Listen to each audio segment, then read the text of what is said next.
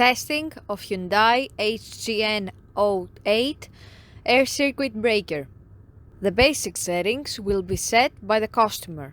For testing, we add a 220 volt AC power supply. At first, we trip the breaker manually.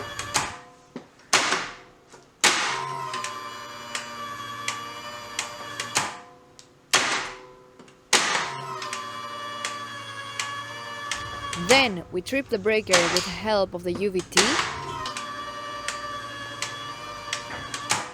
Next, we perform a short time delay test and the breaker trips almost instantly.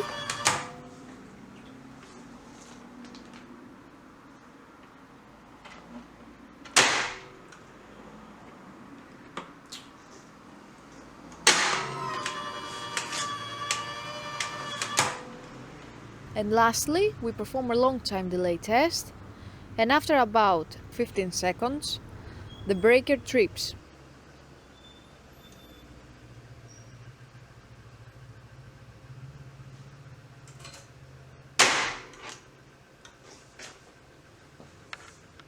It is now clear that the air circuit breaker is working successfully and is ready to be delivered to the customer.